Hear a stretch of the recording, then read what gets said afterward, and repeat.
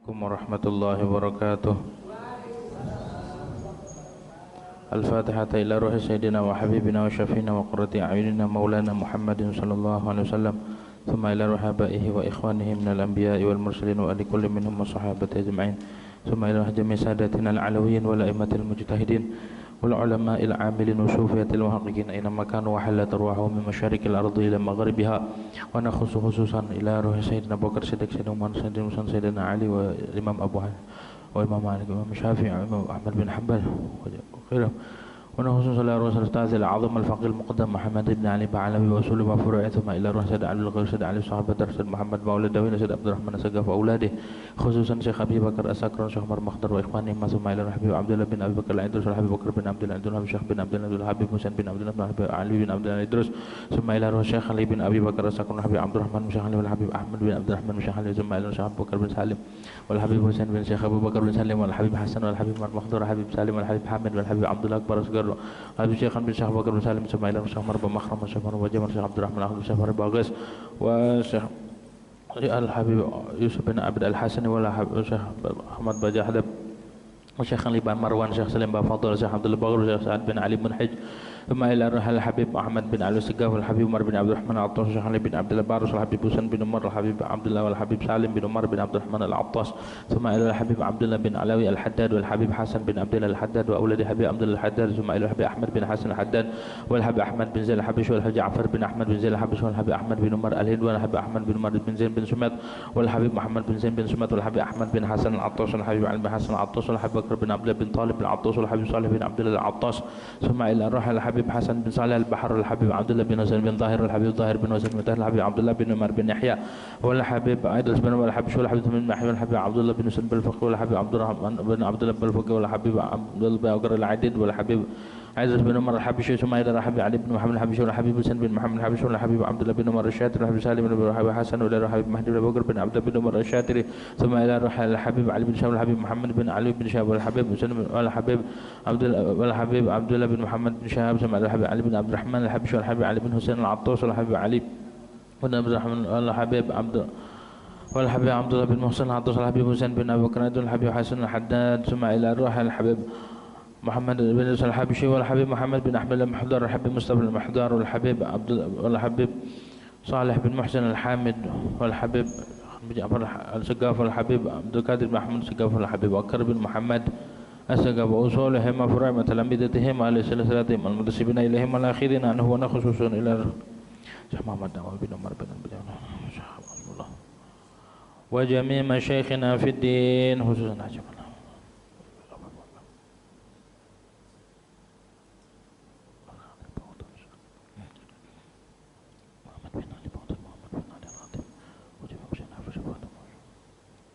ومشايخ هذه البلدة أجمعين أماتنا أماتكم أمات المسلمين أجمعين دوقشهم برحمة المغفرة درجات الجنة وإدال المرقات وسرار من وارهم في الدين والآخرة على هذين ولكل نية صالحة وإلى حضرة الحبيب سيدنا محمد صلى الله عليه وسلم بسر الفاتحة.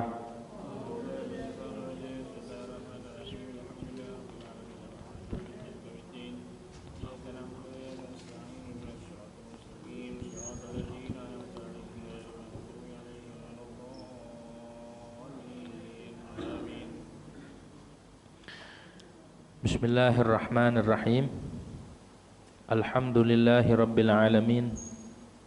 Wassalatu wassalamu ala asyrafil anbiya'i wal mursalin Sayyidina Muhammadin wa ala alihi wa sahbihi ajma'in.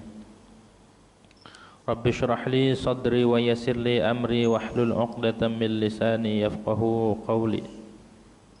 Rabbi zidna ilman nafi'a warzuqna fahman thaqiba.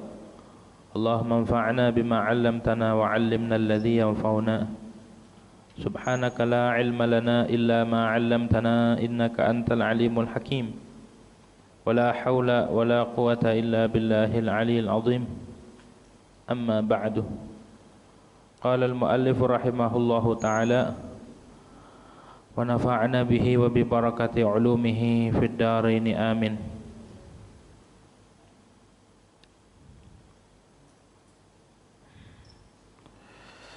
Wal qayhu dan nanah. wal qai'u dan muntah, wal rauthu dan kotoran, wal baulu dan kencing, wal madyu wal wadyu dan madhi dan wadi, wal ma'ul mutaghayyiru dan air yang berubah, asailu yang ngalir, min famin naim daripada mulut orang yang tidur.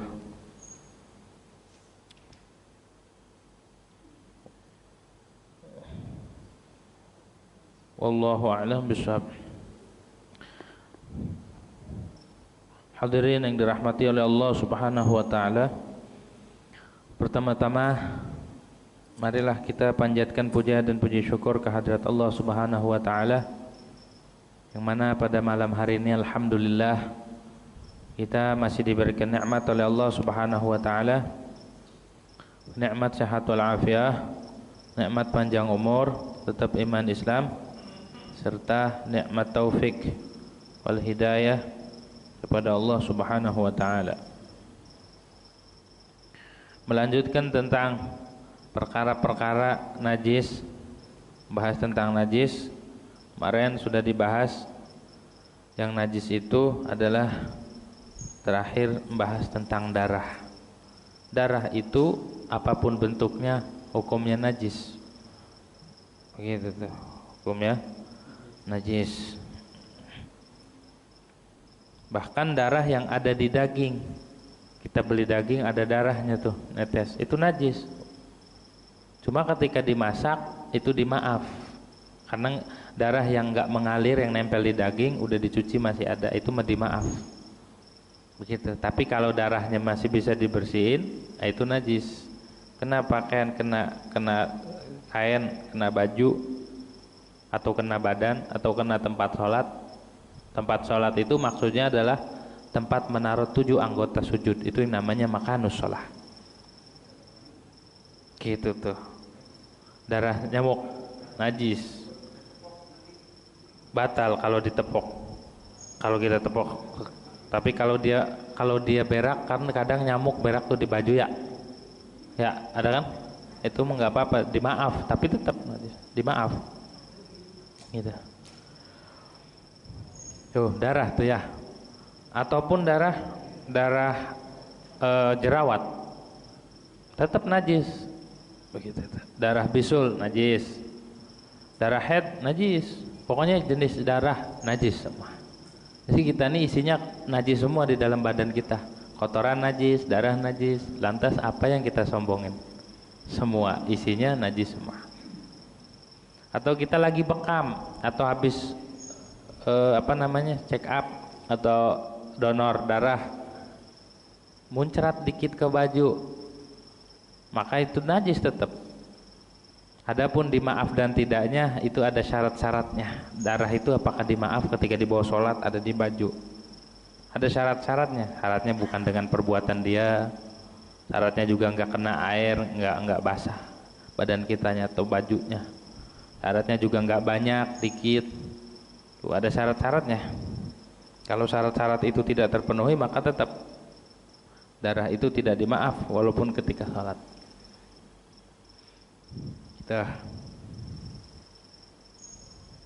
Kecuali kemarin yang dikecualikan adalah misik.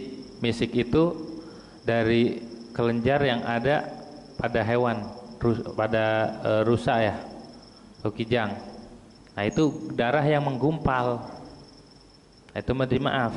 Walaupun misik itu diambil dari hewan yang sudah mati, dari rusa ataupun kijang yang sudah mati, tapi dengan catatan darahnya udah menggumpal.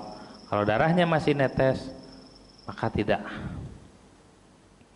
Begitu. Wal alaqah wal mudghah, dan alaqah itu segumpal darah. Wal mudghah dan segumpal daging yang ada di rahim tuh, yang ada di rahim hewan. Wa maniyun aw labanun kharaja bilawnidan, dan mani ataupun susu yang keluar dengan warna darah itu mah dimaaf, diistisnakan, enggak najis. Wa damu baydatin lam tasud, dan darah telur yang belum rusak, telurnya enggak tembuk, itu dimaaf, tidak najis, itu mah dikecualikan. Selanjutnya adalah wal qaih dan nanah. Tahu nanah ya? Ada qaih, ada sodid. Kalau sodid itu yang udah campur, yang udah bau, itu sodid namanya. Nanah yang udah bercampur. Ada nanah yang masih bening, itu namanya qaih. Najis tuh nanah. Kalau benanah, kalau kita ada lukanya, ada nanahnya, najis. Gitu tuh ya. Wajudariyun dan cacar. Tahu cacar? Penting tuh ya, penyakit cacar. Tapi mutaghayyirun, yang sudah berubah warna. Itu najis juga kotor. Ininya apa? Cairannya itu, cairan cacar atau nanah. Wal qai'u dan muntahan. Muntahan itu juga najis. Jadi kalau kita muntah itu harus cuci mulut. Jangan habis muntah kita langsung sholat. Muntah ini mau keluar, maksudnya keluar tuh keluar melewati mulut ataupun nggak keluar. Kadang-kadang dia atob atau ta'ag keluar di makhraj kha. Nah, itu juga muntah namanya. Kalau orang lagi sholat tahu-tahu kerasa asam, batal sholatnya karena dia anggap walaupun nggak keluar. Balik lagi, kalau sudah keluar di makhrajul kha, makhrajul kha ini paling luar udah, maka batal sholatnya. Kalau lagi sholat batal karena dianggap muntah. Walaupun murni, nggak ada nasinya, nggak ada apa, cuma air doang. Dengan catatan wasala ilal ma'iddah, walaupun air, tapi airnya udah nyampe ke lambung, balik lagi, kayak orang asam lambung kan gitu tuh, hangmul keluar. Nah itu batal kalau lagi sholat, kalau ngelewatin makhrajul kha. Cuma kalau di tenggorokan doang makhraj ha. Kalau makhraj ha masih ada khilaf, tapi makhrajul kha itu batal. Wa kadza illam yasilha, begitu juga walaupun belum nyampe perut, belum nyampe lambung, minum baru nyampe sini, balik lagi ya. Wa kharaja ba'da mujawazati harfil batin, dan dia keluar setelah melewati huruf batin menurut Imam Romli. Huruf batin itu yang makhraj yang ada di halaq ya. Kha, ha, ha, a di dada, ha di atasnya lagi, ha tengah-tengah ya kan. Kha itu paling dasar. Nah kata Imam Romli, kalau airnya itu udah melewati huruf batin tadi ha, air walaupun belum nyampe lambung, balik lagi, maka itu dianggap muntahan dan batal hukumnya. Gitu ya, hukumnya najis. Karena najis itu orang sholat kan nggak boleh ada najis, nggak boleh bawa najis itu. Jadi kumur dulu, ataupun dia bersiwak atau sikat gigi, ataupun lagi ngambilin sisa-sisa makanan, tahu-tahu kena gusi berdarah, itu juga sama najis tuh gusinya. Maka ketika salat batal salatnya, keluar darah, karena darah itu muntahan itu hukumnya najis. Atau bocah kecil, bayi gumoh, lagi disusuin sama emaknya, gumoh, emaknya ini enggak dicuci lagi, habis gumoh langsung aja sholat pas waktu enggak sah sholatnya karena kena muntahan bayi. Itu sama baju juga, kalau kena muntahan itu hukumnya mutanajis, kena najis hukumnya, harus diganti. Gitu tuh biar tahu. Kalau bocah muntah, kan bocah yang sering muntah mah biasanya, apalagi kalau dibawa naik mobil, itu jalanannya nggak enak, muntah. Begitu. Muntah itu sebenarnya nih, ketika orang muntah sakit, itu nguras lambung. Di dalam kitab Al-Barakah fi Fadli Sa'i wal Harakah karangan Syekh Ahmad Al-Hubaisy, di situ disebutkan orang puyeng ya, kadang-kadang pusing nggak? Pusing. Itu sebenarnya lagi ngenetral kepala. Orang sakit tuh, subhanallah, ternyata ada rahasianya. Orang sakit panas, tipes, itu lagi ngebakar bakteri yang tidak mati dengan suhu panas berapa derajat pun nggak mati, tapi dengan panasnya tubuh dia mati. Subhanallah. Setiap penyakit yang Allah berikan ternyata ada hikmahnya. Cuma karena kita nggak tahu, nggak faham tentang perbuatan Allah Subhanahu wa taala, jadi yang ada kita ngeluh. Sakit kepala, aduh ngeluh gitu. Padahal di situ lagi ngobatin sesuatu yang ada di kepala. Gitu ya. Kadang-kadang ada juga orang sakit kepala itu sebabnya kurang oksigen, kurang sujud, atau sujudnya kurang lama. Alhamdulillah di kita adanya sholat, terlebih sholat malam, sholat tahajud, itu membantu peredaran darah biar nyampe ke otak, biar nyampe ke kepala ketika sujud. Makanya ketika sujud lamain, baca tasbihnya 11 baca tasbihnya atau sujudnya yang banyak. Itu ada hikmahnya dari segi kesehatan.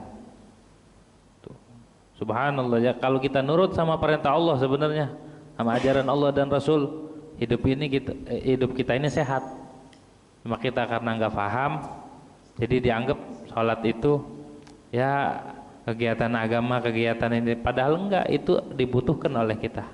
Bahkan di waktu-waktu itu diwajibkan sholat, di waktu maghrib, di sholat isya, karena Allah tahu kebutuhan badan kita di waktu-waktu itu. Gitu dah. Terus ketika orang batuk mulu, itu lagi nguras paru-paru. Orang yang batuk itu lagi nguras paru-paru. Orang pilek itu lagi nguras lendiran yang ada di kepala. Kalau orang mencret itu juga lagi nguras yang ada di perut. Subhanallah. Ternyata setiap apa yang Allah berikan kepada kita, baik dan buruk, itu ada hikmah. Cuma kadang kitanya nggak ngerti tentang Allah, nggak ngaji tauhid, jadi dianggapnya ujian, dianggapnya segala hal-hal yang nggak sesuai dengan keinginan kita, itu derita. Padahal enggak. Kalau kita renungi, kalau kita fikiri, semua yang Allah berikan kepada kita semuanya udah terbaik. Begitu. Tapi emang manusia wa khuliqal insanu halu'a, emang manusia mah tempatnya ngeluh, jazua, cuma berkeluh kesah, nggak sabaran. Begitu. Padahal setiap yang Allah lakukan kepada kita itu semuanya sudah yang terbaik, dan yang tahu hanya Allah. Maka dari itu kita penting ngaji tauhid biar faham betul akan perbuatan Allah Subhanahu wa taala. Gitu. Terus perkara najis berikutnya adalah warauth dan kotoran. Kotoran, kalau ros itu biasanya buat istilah kotoran hewan, itu najis. Dalam madhab Syafi'i dan menurut jumhur ulama, kotoran hewan najis. Tai kotok najis, kotoran kambing najis, kotoran onta najis, itu ros tuh. Kotoran hewan semua najis, bahkan kotoran ikan pun itu. Ikan kan dikecualikan gak najis bangkainya, tapi kotorannya mah tetap najis. Makanya kalau kita punya akuarium, ada ikannya tuh, dia buang air nggak? Di mana buang airnya? Keluar nggak? Kali dia keluar dulu, permisi saya mau buang air. Enggak, buang airnya di akuarium di situ. Terus kita nyentuh airnya itu gimana? Kan nyampur sama tai ikan. Najis nggak? Kalau nggak diubek-ubek, nggak sengaja nggak apa-apa. Tapi kalau kita ngubek-ngubek, kan airnya jadi najis. Kita punya kolam buat wudhu, ada ikannya. Gak mungkin ikan gak buang kotoran, pasti buang kotoran. Kotorannya nyampur sama air itu. Maka bagaimana itu? Ya di situ darurat, nggak bisa dipisah. Tapi kalau kita sengaja diubek-ubek, maka airnya jadi najis. Gitu tuh. Jadi kotoran najis tetap. Makannya ketika kita beli ikan diolahin, karena ikannya emang suci bangkainya, tapi kotorannya najis, badan isi perutnya itu. Tapi kadang orang tua makan itu ya, nenek-nenek ya, doyan banget isi perut ikan, najis itu, pahit ya, najis karena kotoran gitu tuh, kotoran. Sama juga tai burung najis. Kalau kita menjemur baju ataupun naruh motor terus di atasnya ada kandang burung ataupun kena tai burung, najis tuh. Gitu, walaupun dikit. Walaupun tai burung murai sekalipun ataupun cucak rowo yang mahal, tetap mau burung apa juga, mau burung beo pun sama, kotorannya menajis begitu. Atau beri burung mahal, burung apa? Burung cendrawasih atau jalak Bali yang mahal, diberak gitu. Terus tainya itu, kotorannya itu dibersihin, disimpan. Kenapa? Sayang burung mahal, najis. Gitu tuh, walaupun mahal juga tetap najis. Tuh ya, tai kotok najis gitu tuh, tai kotok juga najis. Wal baul dan kencing, tapi itu umum tadi, mau tai manusia ataupun tai hewan, tetap hukumnya najis. Begitu. Walaupun habis makan durennya durian montong, tetap najis. Walaupun habis makan makanan yang mahal, tetap aja najis. Tuh begitu tuh dunia tuh. Kita kejar kayak apa tujuannya itu tuh? Kalau orang ngejar-ngejar dunia, tujuannya adalah perut. Tujuannya perut, ujung-ujungnya jadi jadi najis. Itu sampai berantem ngerebutin begituan doang. Ngerebutin, apalagi tokoh-tokoh agama kalau sampai berantem mengurusin dunia, itu sebenarnya tuh yang direbutin tuh. Begitu tuh yang direbutin.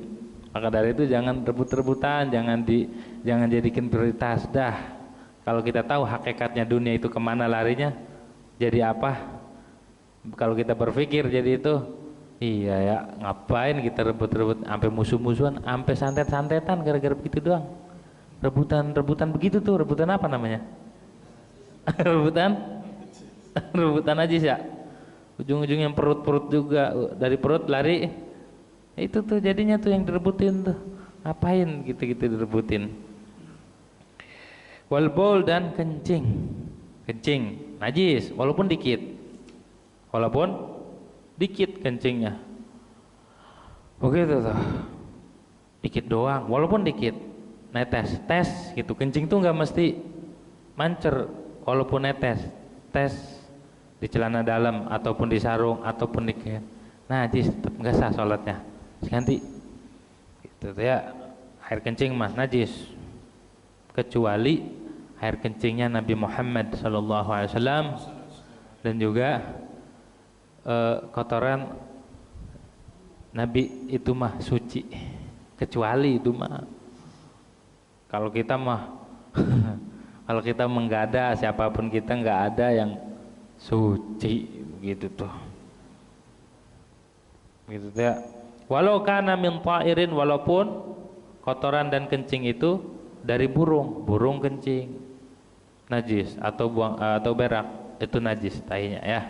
Au samakin au jaradin, ataupun samak ikan ataupun balang najis. Makanya kemarin dijelasin, betul memang ikan itu enggak najis, tapi kalau bangkainya ikan enggak dibersihin dalemannya kemudian dibawa sholat, maka najis dan hukumnya sholatnya enggak sah.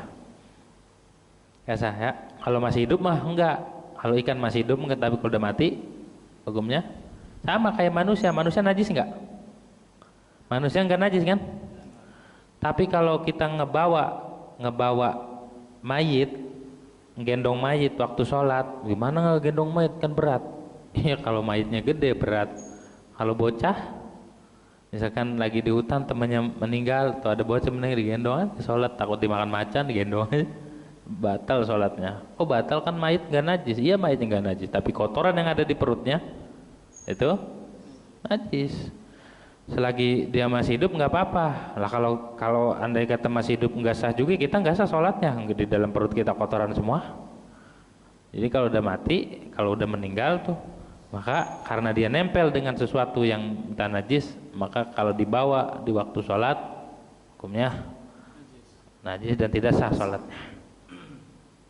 Au mimma la nafsa lahu sa'ilah, walaupun kotoran atau kencing tersebut dari hewan yang tidak ada darahnya, tidak ada darah, kayak tadi itu nyamuk atau serangga-serangga yang kalau dibelah nggak ada darah yang ngalir, dia buang air, ya kayak cecek ngalir nggak darahnya? Hah? Enggak, cecek nggak ngalir ya darahnya ya. Nah itu tetap kotorannya itu, kalau kita lagi sholat jatuh, cecek kalau basah nempel udah batal. Tapi kalau kering, lihat kalau langsung dibuang nggak batal sholatnya. Tapi jangan diginiin, jangan diginiin. Kalau diginiin, kalau gini namanya hamlu. Jadi langsung aja digituin tuh. Ini jatuh begini. Jangan disentil. Kalau disentil ke temennya, masuk ke mulutnya. Hah? Jangan disentil.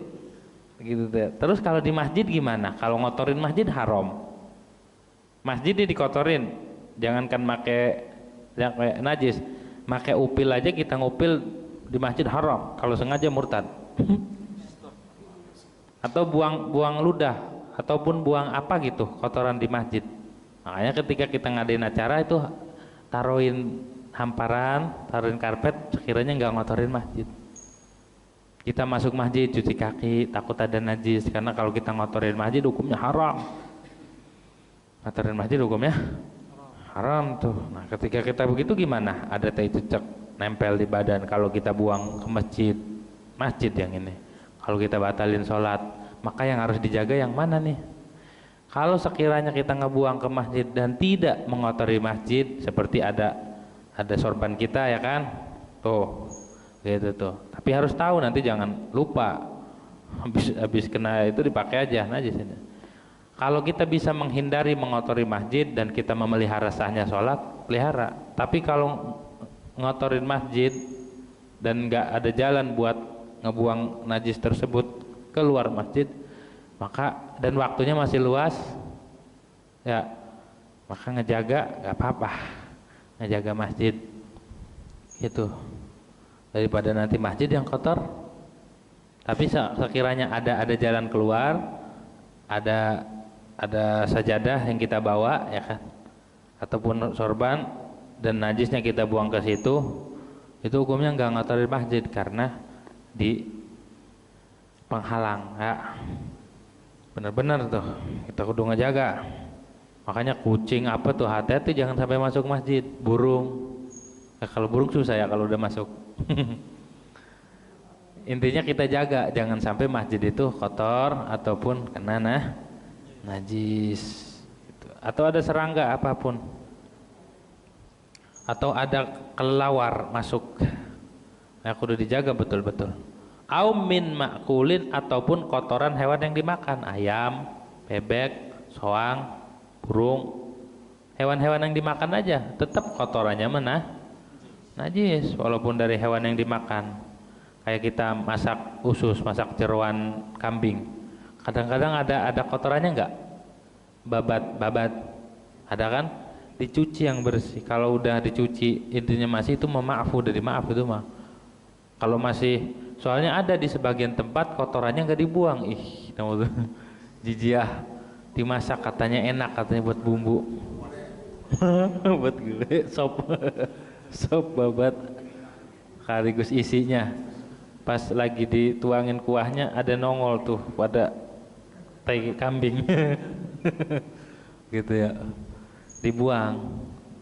dibuang sampai bersih, gitu.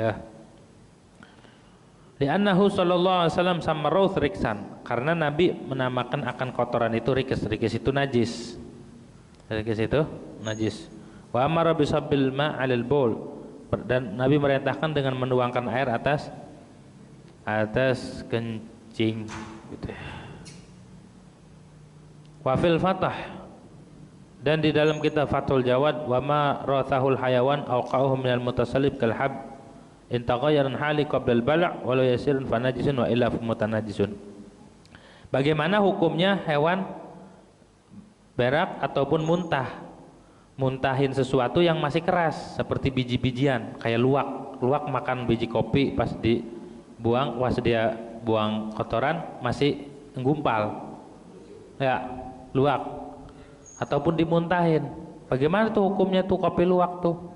Nah, ini dibahas. Kalau masih keras, nggak berubah, maka hukumnya mutanajis. Mutanajis itu cuma kena najis dan dicuci jadi suci lagi. Tapi kalau hukumnya udah berubah, ya kalau berubah barangnya hukumnya najis. Kalhabbi seperti biji. Intaghayyara an halih, jika berubah dari keadaannya pas ditelan sama hewan tersebut, dimuntahin lagi atau diberakin berubah, maka hukumnya najis. Kalau berubah mah udah berubah, udah hancur.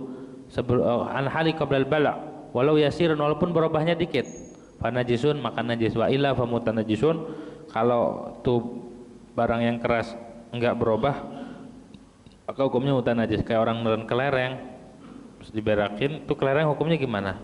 Najis apa enggak? Mutanajis. Mutanajis kena najis, dicuci jadi. Ya, kayak orang nyimpen duit saking takutnya ditelen duitnya. Nyimpen emas ditelen emasnya. Diberakin lagi, cuci aja. Kalau masih utuh. Atau nelen permata atau nelen batu, ditelen batunya. Ketika dimuntahin, bagaimana tuh hukum batu? Najis enggak? Kan batu enggak berubah. Maka, atau biji salak. Biji salak, ini biji salak asli bukan kolak. Biji salak. Biji salak, makan salak dimakan biji-bijinya. Maka ketika bijinya itu keluar, dicuci aja kalau masih utuh. Atau makan capi. Capi kan ditelan bijinya, benar nggak? Kalau bijinya masih utuh, masih keras, nggak berubah, dicuci, ditanam jadi dibawa dalam sholat nggak apa-apa, kan dicuci udah, gitu tuh ya. Tapi kalau sudah berubah, udah hancur, maka tidak boleh karena hukumnya najis. Wa yu'fa an bauli baqarid diyasah, dan dimaafkan dari kencingnya sapi giling. Alal hab, yang sapi yang giling biji-bijian. Kan kalau di sebagian daerah sapi atau kebo itu buat ngiling padi, ya biar terpisah daripada tangkainya. Nah itu ketika ngegiling itu sapi kencing kagak? Kan nggak pakai pampers sapi, nggak pakai kan? Nggak, pasti dia kencing. Nah itu dimaaf itu mah. Wa nasjul ankabut tahirun, dan sarang laba-laba itu hukumnya suci. Sarang laba-laba itu keluarnya dari mana? Dari pantatnya kan? Maka hukumnya suci. Nah kalau madu dari mana madu? Madu tuh lewat mulut apa lewat pantat lebah? Hah? Lewat mulut apa lewat pantat tuh? Mulut. Itu suci, walaupun itu dihukumnya muntahan hewan ataupun kotoran, bukan kotoran masuknya, itu suci hukumnya. Suci itu. Dah. Wal madyu, dan madhi. Apa sih madhi? Madhi itu bisukunil mu'jamah mad al afsah lil amri bi ghusli dzakar, karena perintah dengan mencuci kemaluan. Aira suhu min, teganya ujung kemaluan aja. Apa madhi? Madhi itu ma'un asfar raqiqun ghaliban, cairan yang kuning yang encer golibnya, yang keluar yakhruju inda syahwatin dhaifah, keluar ketika ada syahwat tapi syahwatnya enggak memuncak, keluar ada cairan, ya itu namanya madhi. Najis hukumnya, kudu dicuci. Kalau perempuan wa yuqalu fihi minal mar'ah al-qadha, kalau perempuan namanya al-qadha gitu tuh. Kalau laki-laki namanya madhi, itu najis, kudu dicuci. Begitu tuh. Kayak ngelihat sesuatu yang menggerakkan syahwat, itu keluar cairan yang kuning encer golibnya, maka itu hukumnya najis, harus dicuci. Begitu dah. Wal wadi, dan wadi, apa bedanya madhi sama wadi? Kalau wadi itu ma'un sakhinun abyadu ghaliban, cairan yang kental warnanya putih, wadi itu. Yakhruju aqibal bol, biasanya keluar setelah kencing. Ini stamsakatit tabi'ah, jika tabiatnya lagi normal. Aw inda hamli syai'in tsaqil, atau ketika membawa beban berat. Biasanya keluar cairan itu putih kental. Itu namanya wad, dua-duanya najis. Dicuci aja. Batal wudu kalau orang keluar madi atau wadi, itu batal Kalau mani enggak ngebatalin dulu tapi ngewajibkan mandi. Kalau madi sama wadi enggak mewajibkan mandi tapi harus wudu. Itu harus wudu. Nah, itu najis tuh hukumnya ya. Wal ma'ul mutaghayyiru, dan air atau cairan yang berubah, yang ngalir dari famin naim, dari mulutnya orang yang tidur. Iler maksudnya mah. Intahaqqa kaunuhu minal maidah, kalau iler itu keluar dari lambung maka hukumnya najis. Kayak orang digurah. Orang digurah kan dimasukin obat tuh, ntar keluar, nah itu najis tuh kalau yang keluarnya cairan dari lambung. Kalau yang dari otak itu enggak. Kalau keluarnya dari lambung maka itu hukumnya najis. Nah, orang tidur itu ilernya dari mana keluarnya? Tergantung posisi tidur. Kalau tidurnya dia telungkup, tengkurap gitu tuh, otomatis tuh keluar dari lambung, maka hukumnya najis. Tapi kalau tidurnya miring begini, maka galibnya, atau pakai bantal, galibnya itu keluar dari polo ya, dari otak, dari kepala, itu enggak najis. Wa illa fatahirun, jika tidak nyata bahwa cairan itu bukan dari ma'iddah, bukan dari perut, maka hukumnya suci. Hukumnya suci walaupun bau. Qala fil Fathah, berkata Imam Ibnu Hajar dalam kitab Fathul Jawad, walau natnan wa asfar, walaupun baunya bacin, walaupun baunya bau bentek,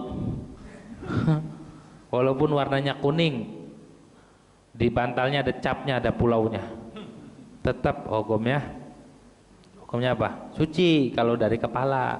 Kalau dari perut itu hukumnya najis, begitu ya. Naam, betul memang suci. Yundabu ghuslu mahtumila annahu minha. Sunnah mencuci sesuatu yang kemungkinan itu dari perut. Ihtimal, enggak pasti, tapi kemungkinan ini dari. Terus kalau orang ngiler mulu, emang tidurnya dia mengiler. Walau tuliya mimma ulima annahu minha ufyan. Kalau dia emang udah ngiler mulu, walau tuliya, jika diuji seseorang dengan sesuatu yang diketahui bahwa itu air dari perut, ngiler, dia masuk ke ngiler, ufyanhu, maka itu dimaaf. Wa kadza mabtuliya bihi min damil latsah, juga sama orang yang selalu keluar darahnya dari gusi, darahnya keluar mulu gusi, maka itu dimaaf. Gitu, maafu namanya. Tetap najis tapi dimaaf. Wa maniyul kalbi wal khinzir wal mutawallid min ahadihima, dan mani anjing, mani babi, dan yang lahir dari keduanya, dari salah satunya, itu juga najis. Kenapa? Li'annahu asluh, karena mani anjing atau mani babi tersebut itu asalnya. Walabanu ma la yuqalu lahmuhu, dan air susu hewan yang tidak dimakan, kayak macan. Beruang dimakan gak beruang? Beruang dimakan gak? Hah? Nggak boleh beruang dimakan karena dia hewan buas masuknya. Ataupun kucing dimakan nggak? Susunya mah najis, walaupun maninya, spermanya kucing ataupun hewan-hewan itu suci, tapi air susunya itu. Kalau susu beruang gimana? Hah? Itu mah bukan susu beruang ya? Itu susu sapi ya? Hah? Gambarnya beruang nggak? Kalau susu beruang kita habis dicakarin. Kalau itu susu beruang gimana ngambilnya? Habis dicakarin, digaplok sama beruang. Gitu ya. Itu susu sapi tapi capnya beruang. Jadi kalau air susu hewan yang tidak dimakan itu hukumnya najis. Seperti apa? Seperti keledai betina. Keledai itu nggak dimakan, air susunya najis. Kucing lagi nyusuin anaknya, kemudian gumo ataupun kita bawa netes kemana, ke baju, itu kudu dicuci karena hukumnya najis. Hewan apa aja yang nggak dimakan? Tikus ke? Hewan apa aja yang nggak dimakan? Tuh hukumnya. Monyet dimakan ke monyet? Susunya najis karena nggak dimakan monyet, gitu ya. Tapi kenapa air maninya atau telurnya itu suci sedangkan air susunya enggak? Oh, wa faraqa maniyahu wa baydahu bi annahu ma aslu hayawanin tahirin fa kana tahiraini mislahu. Dan beda akan mani hewan yang tidak dimakan dan telurnya. Apa bedanya? Bi annahu ma aslu. Mani dan telur itu asal hewan yang suci, maka jadi suci. Kalau laban, kalau air susu itu murabbah, itu melebihan saja. Wal aslu aqwa minal murabbi. Dan asal itu lebih kuat daripada lebihan gitu. Kayak ular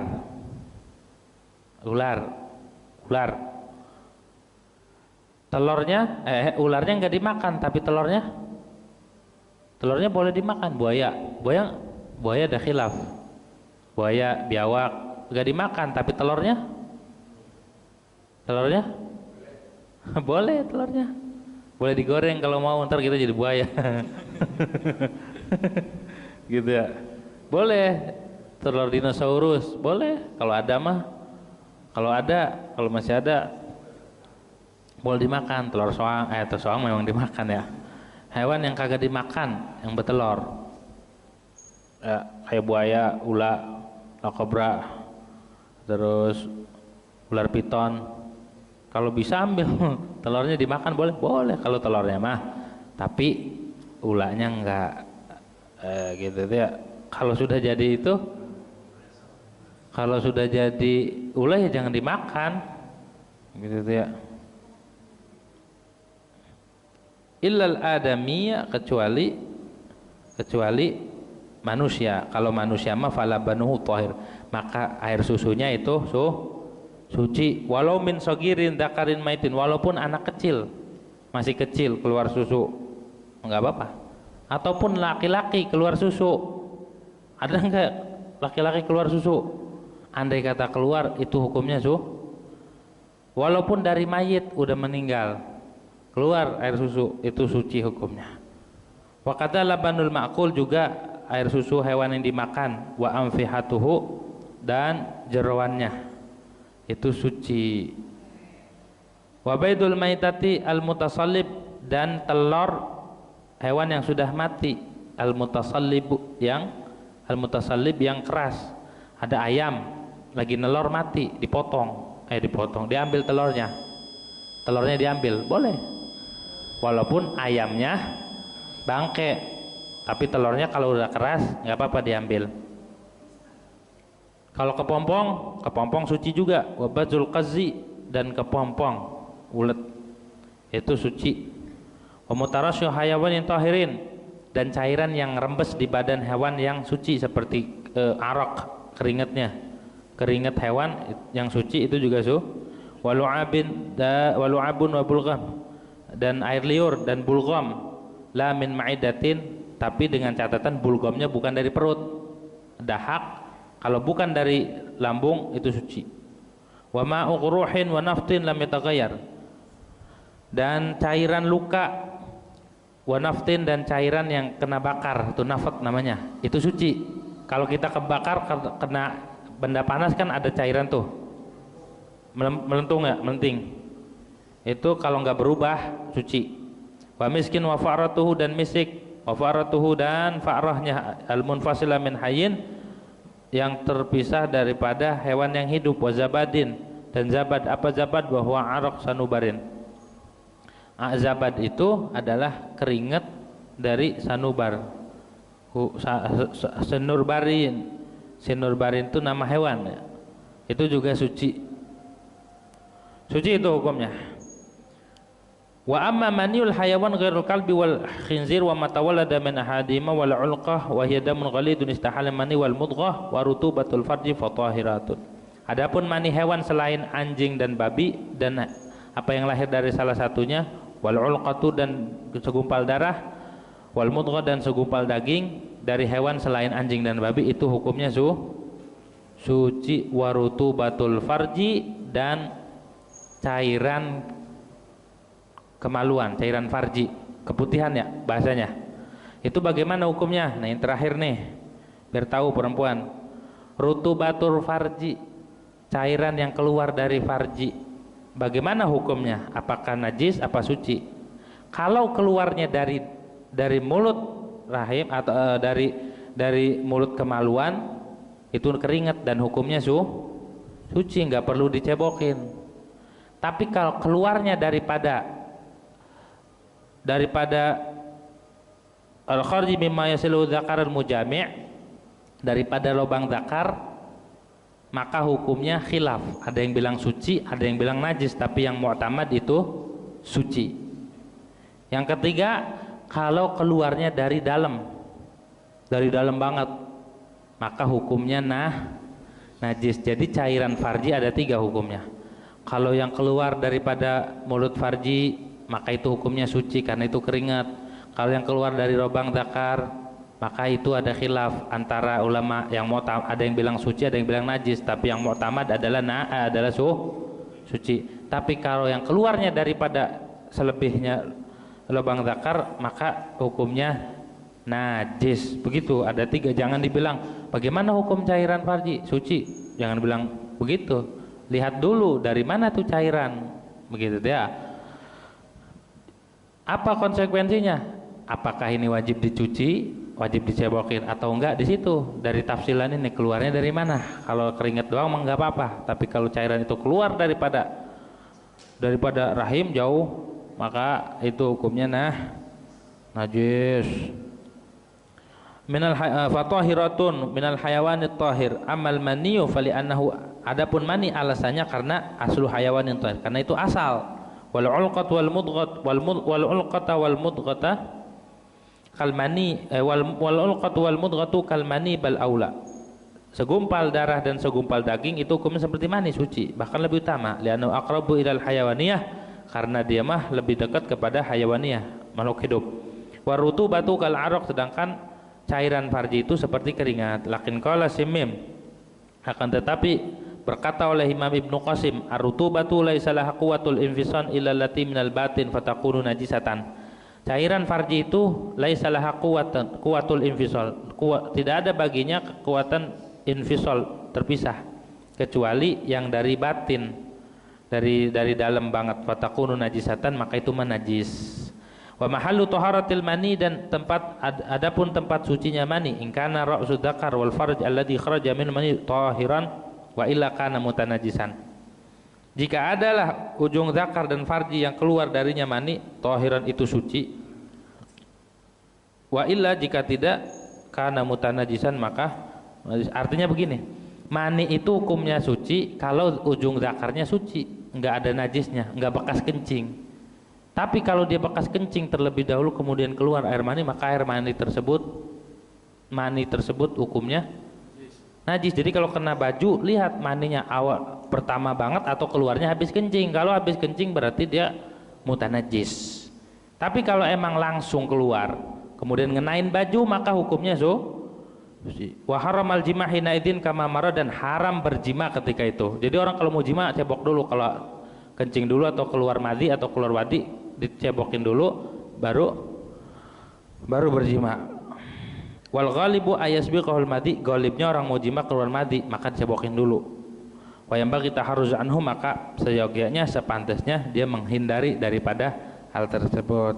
Ya, dah, ada pertanyaan enggak? Wal juz'ul munfasil. Yang najis kan kotoran. Tapi kalau yang kering gimana? Sama. Yang kering. Apanya? Kotorannya.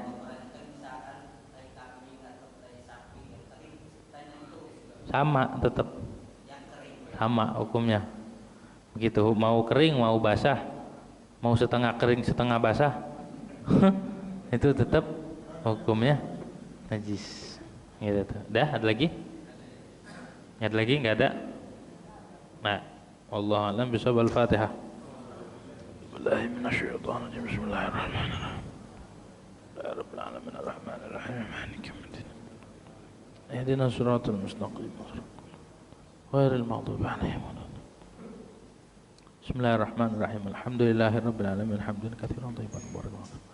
Allahumma aqsim lana min khasyatika ma tahulu bihi bainana baina ma'asatik wa min ta'atika ma tuballighuna bi jannatika min al-yaqini ma tuhawwinu bihi 'alaina masa'ib ad-dunya matina Allahumma bi asma'ina wa absarina qatana bada ma ahitana waj'al al-warisa minna waj'al sa'rana 'ala man zalamana wa sunna 'ala man da'ana wa la taj'al musibatana fi dinina wa la taj'al ad-dunya akbar hammina wa la mablagha ilmina wa la ghayat rahmatina wa la tusallit 'alaina bi dhunubina man la yakhafuka wa la yarhamna Allahumma salli mujibat rahmatika wa zaima maghfiratik wa salamat min kulli ithmin wal ghanimata min kulli birrin wal fawza bil jannati wan najata minan nar rabbana la tad'a lana dhanban illa غفرته ولا هما إلا فرجته ولا كربا إلا نفسته ولا عدوا إلا ألقته ولا حبيبا إلا حفظته ولا غائبا إلا ردته ولا مريضا إلا شفيته ولا حاجة من حوائج الدنيا والآخرة إلا قضيتها ولنا فيها صلاح إلا قضيتها ورزقته وأسعدنا يا أرحم الراحمين يا أرحم الراحمين صلى الله على سيدنا محمد وعلى آله وصحبه أجمعين سبحان ربك رب العزة عما يصفون وسلام على المرسلين الحمد لله رب العالمين.